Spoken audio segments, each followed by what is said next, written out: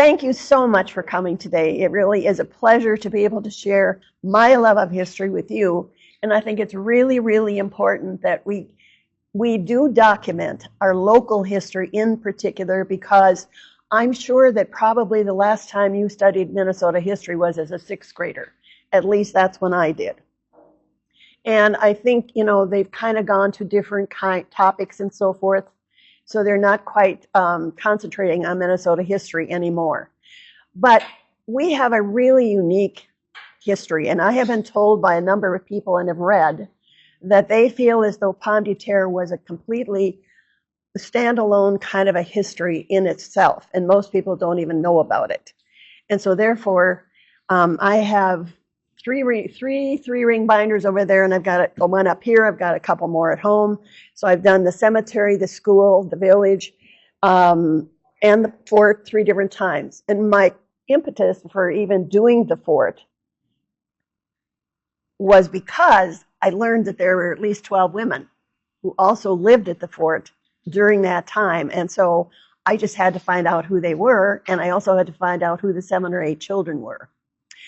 So this story of this frontier outpost begins on August 18th, 1862, when Minnesota saw the outbreak of the Sioux or Dakota War in southern Minnesota along the Minnesota River, where pioneer families had established settlements.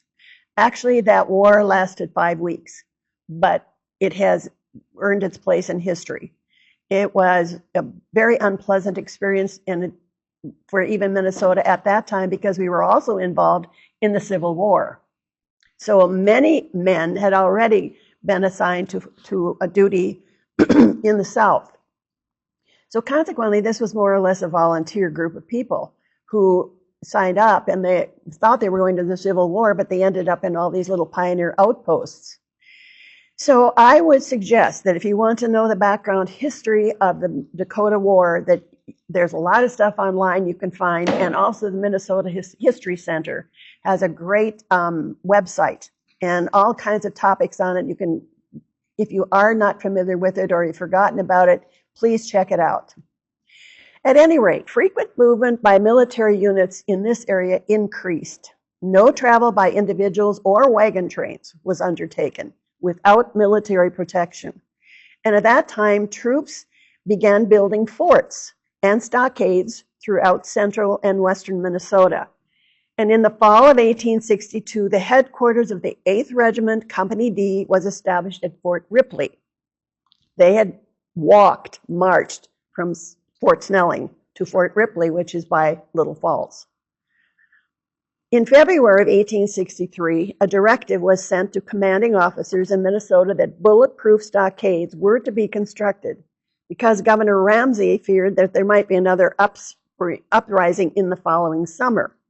In addition, there had been scattered incidents throughout the areas, and Forts Ridgely, Ripley, and Abercrombie were the main military posts at that time. And in the winter of 1863, the troops of the 8th Regiment, under the leadership of Captain McClarty, established a post and named it Pomme de Terre, after the nearby river and lake. And this location had been a main stopping place for ox carts, wagon trains, and stagecoaches, travelers for many, many years. It was a primitive place on a lonely hill between 2 small lakes. One of them on the south side of the road was eventually drained. And there are actually letters to Mrs. Burns about the permission to drain that lake. So it was actually the soldiers' responsibility to construct the fort. And most of the building materials were brought by wagon, pulled by oxen or horses from other places. The troop had the responsibility of keeping the routes open, as well as securing supplies and protecting settlers. And Pomme de Terre became the principal outpost between Alexandria and Fort Abercrombie. And Abercrombie is in the Dakota side near Breckenridge. And if you've never been there, that's a great day trip. Go. It's wonderful, and the history is outstanding. In 2023, 160 years after these events, now we're 2025, 162 years later, I'm still talking about it. But it seemed appropriate that the articles and the information that I had collected for various projects about Pomme de Terre. And yes, it does mean either potato of the earth or apple of the earth. It would be combined, all these stories would be combined to tell a wonderful first-hand account from people who witnessed history. And initially, as I said, my purpose was to find the names of women and children who accompanied some of their soldier husbands and fathers to this far remote area of Grant County. And at one point, it actually was called the Gopher Fort in one of the outstanding Minneapolis or St. Paul papers. I forget which one it was. But they were sent to the frontier where they constructed fortifications to protect travelers and settlers. And military records, as well as other sources, indicate that there were 12 families who required housing accommodations and stoves for heat. In other records, I learned that it was common that women often became laundresses and cooks for military units and traveled with them to forts. Some wives earned extra money and became cooks, laundresses, or they sewed buttons on torn clothing. And we learned about that from Mrs. Arnold. At the Grant County Historical Society, there are some wonderful primary resources and artifacts that relate to this unique period in local history. And included are letters written by Adam Hare to his wife Frankie, who was at home in Chatfield, Minnesota. And there's an interview with Mrs. Isabel Arnold telling about life for her at the fort. There's also a newspaper interview with a daughter of Frankie from her second marriage, who grew up hearing about the bravery of Adam Hare, who was married to her mother for only 4 months. And he was 34 years old and she was 18. And I think she had him set up in her mind as a superhero. And that was what the children learned as they grew up. And the whole neighborhood thought of him as a superhero. And we have a picture of him over there on one of the boards. And unfortunately, it's the only picture I've ever found of one of the soldiers who was stationed up there. I guess if I keep searching, maybe I'll find more. So these Horatio Adams Hare, H-A-I-R or H-A-R-E, depending on where it's written, was born in Worcester County, Massachusetts in 1826. On the 1860 federal list census, he's living in Chatfield in Fillmore County. And he married Viola, a.k.a. Frankie Fuller, and she was born in Fort Washington, New York in 1844, and they were only married for those 4 months before he went and volunteered for the infantry. He went up to Fort Snelling, and in 1862 he was mustered into Company D. And his idea was he wanted to serve in the Civil War where his brother was. And he was a little disappointed that he got sent here to this place. And I think it kind of was a difficult thing for him to get over for quite a while. But the museum has 4 letters that were donated by his family, as well as copies of an interview with Elva Mae Every, the daughter of Frankie, and her second husband. So Elva and her husband lived in St. Paul, and they came up here when they heard the news in about 1929 that the American Legion in Elbow Lake was going to go out and see if they could find the gravesite. So Mrs. Turner's collection is from 1862, and it's coming from Fort Snelling. He tells about the really noisy bunch of soldiers who are around him, and he says that he wishes he could have a little quiet time. But he also mentions that he's been out on an expedition against Indians. He said, I got into quarters last night about dark, and we brought down 1,800 squaws and papooses and had to guard them every step of the way to keep people from killing them. I have a feeling that he didn't want to go into too great a detail for Frankie, or to not upset her. But the commanding officer had something very interesting to say about this event. For 6 days, beginning November 7th of 1862, about 1,700 Dakota people, mostly women and children, who had not been sentenced to death or prison, were removed from the lower agency to Fort Snelling, under the protection of Lieutenant Colonel William Marshall. And in speaking to the press before leaving the agency, he said, I would risk my life for the protection of these helpless beings, and I would feel everlastingly disgraced if any evil befell them while they're in my charge. I want the settlers in the valley to know they are not the guilty Indians. These are friendly Indians, women and children. And so this war that lasted only 5 weeks resulted in the capture of over 300 Native American men who were thought mostly responsible for starting this war. But President Abraham Lincoln started going through the information that came through to him, describing what each individual of these men and each of them what they were accused of. And basically it was he eliminated a whole group of them except for 38 individuals who were hung at Mankato in the largest mass execution of people in the United States. And there is a picture that I found online that shows the crowds at Mankato. I mean, it's, you know, stylized and all that sort of thing. But that is, I mean, that's really something to think about, that, you know, it was the largest mass execution ever in the history of Minnesota, obviously, but also the entire country. So at any rate, he says, well, I hardly know what to do with myself. It's so cold and we can't drill and I have to stay in quarters. I'm afraid that I shan't get a chance to go home and see you this winter. There's a report that we shall go south, but for your sake, I hope we don't. And the reason that we're here is there is a prospect of the Indians breaking out again in the spring, but don't let that worry you. So the call comes for drill and I must go now to drill in our quarters. At 4 o'clock, we have got to go out to dress parade and then to eat supper, and then we lay around until 9:15, and then we all go to bed. I'm getting so fat and lazy that it's hard for me to go to supper. And when I do go, I eat a good hearty supper and drink 1 pint of coffee. And I don't drink but 3 pints a day. We had a first-rate prayer meeting last night and preaching tomorrow night and mail. I'm on guard duty and I can't finish this, only to say that I received number 5 tonight. He's keeping track of all the letters that she's sending him, and I'm sure he reads them constantly because the letters that we have in the collection are very well worn. Of course, after 165 years, one would think they were 162. We realize they were, but I have a feeling they were also when we probably got them. So a long march was forecast.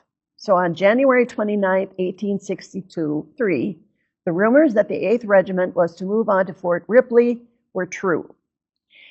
Now, Adam wrote from there, well, we've been here only a short time and we've had marching orders and we're going to start next Monday morning for a station even farther away, which was Pomme de Terre. We have got to march about 150 miles. It's hard, but we have to put up with it. But then we'll only be 30 miles farther from where we are from home than we are right now. We will stop and camp as we go.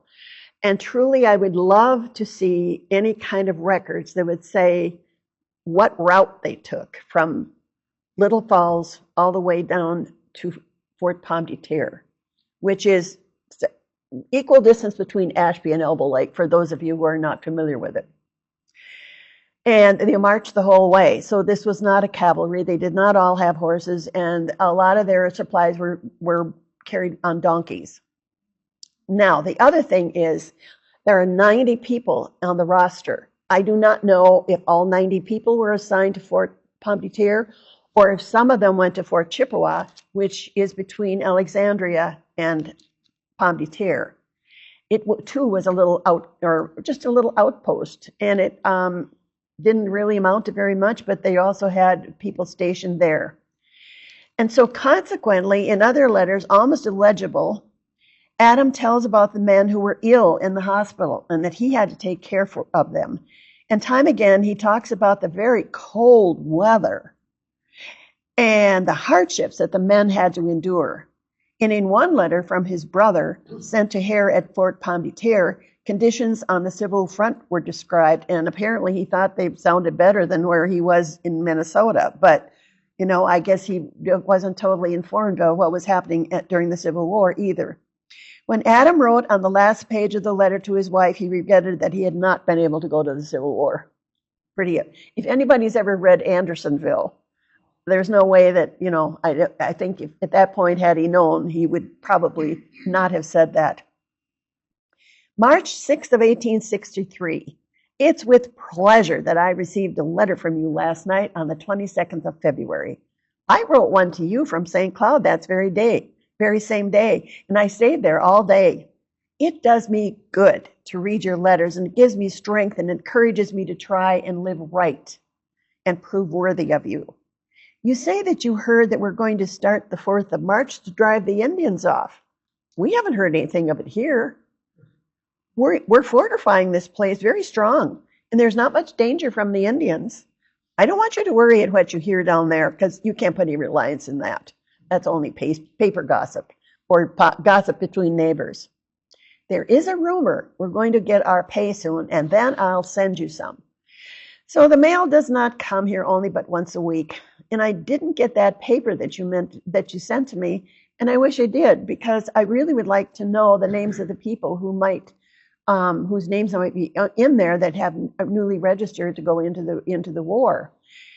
Well, I was on guard last night, and I feel dozy and tired, as I went fishing yesterday, and then I was up all night.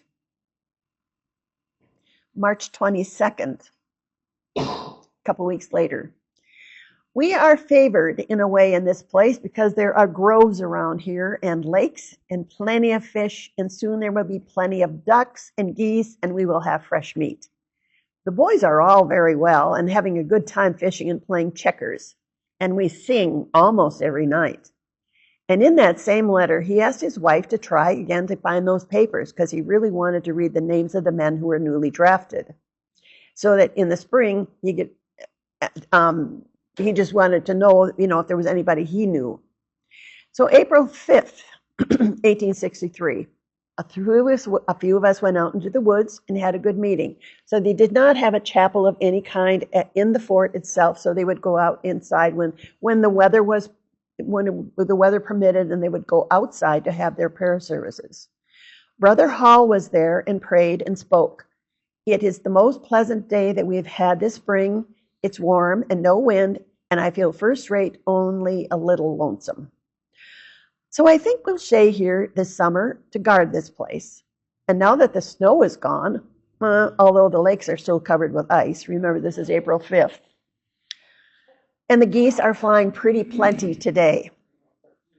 In April, I had a letter from you, and this must be the 8th one that I've written since I've been here. I've been rovering around this week. I love that word, rovering. And I'm very tired today. I went cranberrying one day, and I picked 6 quarts. They were very nice after they were stewed and sweetened. I've been hunting some and fishing, and got a lot of nice pickerel, as many as we could bring home. Captain McClarty thinks that we'll go out to Pembina, which is north along the Canadian border. But some think we will go south. It's all guesswork. We've got our stockade done, and now we're going to build a house for headquarters. That is, a house for the officers, so they can be off by themselves. Well, Frankie, I can't think of anything more to write now, only that I would really like to be at home with you. You must keep up good courage, and if nothing happens, we will be together again sometime, even if I have to stay my time out. Oh, the mail's coming, so I'll finish this by putting in a kiss for you. And this is the last letter in our collection. But there is another one from the Turner collection from April 17th of 1863.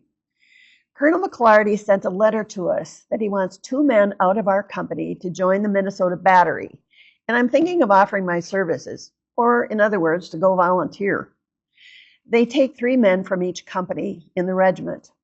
Since it's spring, I'm wondering if the farmers have done their snowing yet at home. You notice how he switches topics because he doesn't want her to worry again. And the ground is very dry here, although the ice is not yet out of the lakes. That was April 17th. I get terribly lonesome here, especially on Sundays. A communication train and 2 companies just came in, and it's good to see some people from the outside. 14 days later, Adam was killed, and his story was told many times in many homes around Chatfield, and a half legend, half myth grew up about him in Elbow Lake. So a reminder of this time in history is the gravesite of Avon Hare and Zenas Blackman, who was also killed that day. The grave's located at the former site of Fort Pomme de Terre, but it's on private property. Adam and Zenas are buried in a grave with a monument, which is in the National Register of Historic Places. In 1929, not 66 years after their death, the Elbow Lake American Legion asked Rose Burns Johnson to help them locate the burial place, and they had a monument erected several years later. So Rose was the youngest child of Robert and Rachel Burns, and she used to go with her father to lay flowers on the grave. And she came within 10 feet of finding that original location when she was out with the Legion members. So the same night as these two deaths occurred at the fort, another soldier, Private Comfort Ludington, and a teamster by the name of Silas Foote were driving cattle to Fort Abercrombie. They camped at Dayton's Crossing, which is south of Fergus Falls, under the Farwell Dam, I think it is. I saw it a few years ago. And were also killed by Indians. Nothing is known as to their burial place. It is possible that Comfort was taken home to Fillmore County and Foote to Melrose, which is where his family was apparently lived. And there is a rumor that persists even to this day that that Comfort must also be buried here, but I guess I would refute that myth at this point because there is enough evidence that would tell us that's not true. And there also was a letter that Thomas Harris wrote to the Chatfield Democrat May 11th of 1863. And he gives the particulars of the sad fate of Messrs. Blackman, Hare, and Ludington, and members of McClarty's company. The letters were written to a member of the family, but he also had been given permission to print it in the paper. So this is the first time that I'm obliged to write sad news. Yesterday morning, everything seemed as quiet as usual. We had one man stay with us overnight. He was driving 4 yoke of oxen up to Fort Abercrombie for beef, and having no one with him, the captain let one of the boys, Comfort B. Ludington, go with him. But my sad news is the murder of Corporal Blackman and H.A. Hare, and they left the fort after breakfast to take a walk. And fearing no evil, and about 2 hours later, Putman Schermerhorn came running up saying that Blackman and Hare were dead. So the company was immediately ordered to fall into line armed, and the captain then took a detachment of 24 men to look after the Indians, but they did not go far, which was probably a good idea because they really didn't know how many there might be out there. And meantime, as soon as we got a proper sentry round, I took 8 men to carry the bodies to the house. They were not far, only 3/4 of a mile from here. So I'm thinking perhaps toward the river, which was only about a mile from where they were. And as we got to them, we found the captain and his men starting home with them. They didn't suffer long.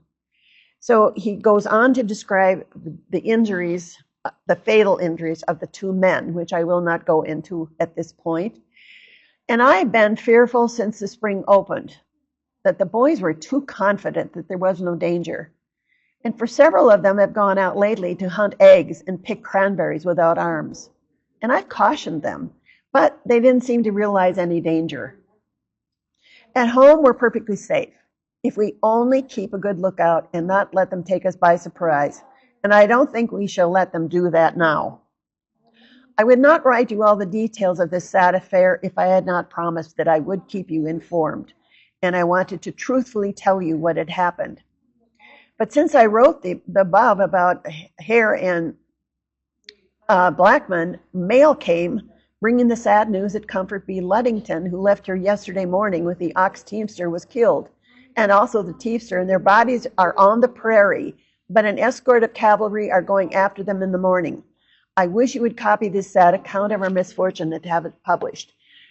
They got news from Fort Abercrombie because of the fact that the teamster had not shown up, and they were wondering what happened to him. So obviously they sent out a troop to find out where they were, or if they could find them, or what the deal was. And so consequently, again, we do not believe that Comfort Ludington was buried at Fort Pomme de Terre. And when you've got a letter written by someone who was there, a firsthand witness. You've got Rose Burns Johnson, who, knew that gravesite was there. And you've got a whole troop of 90 some roster of men who were there in attendance. It's pretty definite that they knew what was going on, and you can't refute that evidence. And even though the rumor keeps persisting, it's not necessarily true.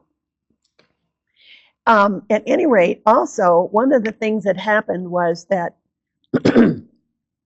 they were able to identify the Indians who had murdered these men. And one of the ways they did, they caught them, there were only 3. One of them was wearing a very distinctive blue blouse, they called it, but it was a shirt. And in doing a little research, I discovered that the McClartys were tailors in Chatfield, and so I would assume that shirt for Adam was specially ordered for him, and so that was one of the identifying things that they used to identify the 3 killers.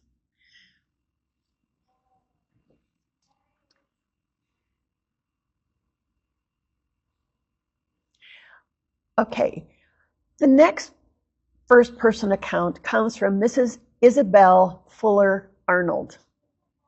And Mrs. Arnold was interviewed February 16, 1932 by William Getzinger of Elbow Lake, who was a student at Macalester College. Mrs. Arnold passed away on February 24th, 1932, 8 days later.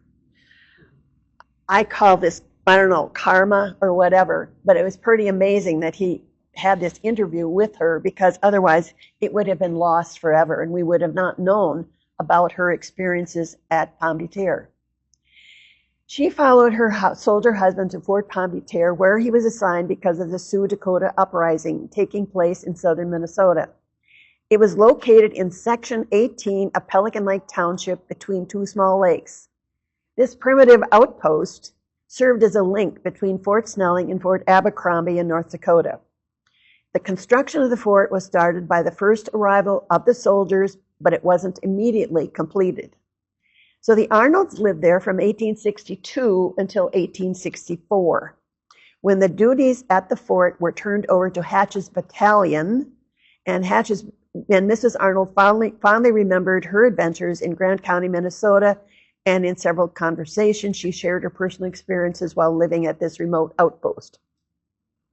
So Mrs. Arnold said that she didn't accompany Mr. Arnold when he first left for the fort, but when Christmas came, a lieutenant came down to Fort Snelling, and Mrs. Arnold asked him if he would take a box of things to Mr. Arnold, so he did. And the whole outfit had a Christmas dinner from the food she fixed, including Silas Wood were killed a few miles away at Dayton's Crossing. Now, here's a connection. Adam Hare was Mrs. Arnold's brother-in-law. He was married to her sister Frankie. So there we have another person, who is a witness to history, and who, fortunately, we have that story to tell because Bill Getzinger happened to interview her at that time. She received those letters describing his experiences at the fort, and Mrs. Arnold related the following story, and here is first-hand account again. 2 soldiers went down to the lake to get some goose eggs for breakfast. And they asked Mr. Arnold to go with him, but he'd been on duty all night, and so he was tired, and he wanted to go to have breakfast and go to bed. And a little later, the Captain McClarty came running in, yelling that the men were killed, and they were surrounded by Indians.